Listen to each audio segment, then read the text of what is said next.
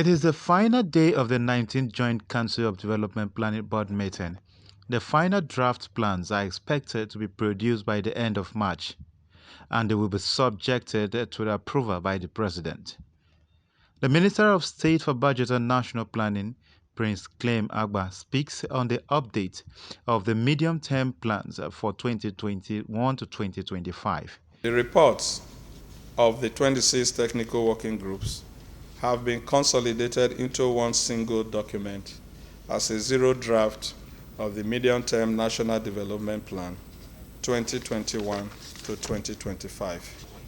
This is being shared with the various segments of the society for their final inputs to further enrich the plan, make it inclusive, and ensure ownership in line with global best practices. The Minister of Finance, Budget and National Planning advocates strategies for a more resilient economic model that will stand the test of time. This experience calls for an urgent strategy to develop a more resilient or sustainable economic model that will stand the test of time.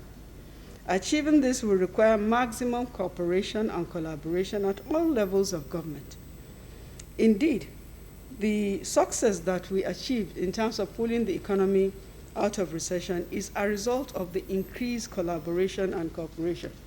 What we noted was that due to the adversity that has been caused by the COVID-19, that states and local governments were working more closely together, and that state and local governments were forced to reform some of the things that we used to do.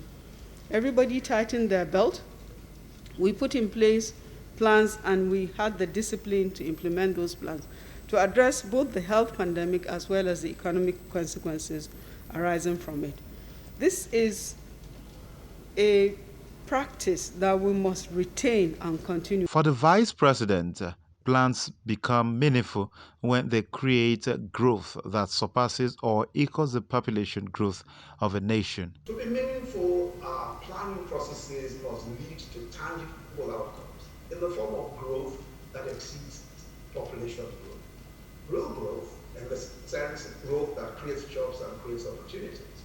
For instance, GDP growth prior to COVID-19 was around 2.2%, which is less than a 2% growth in population.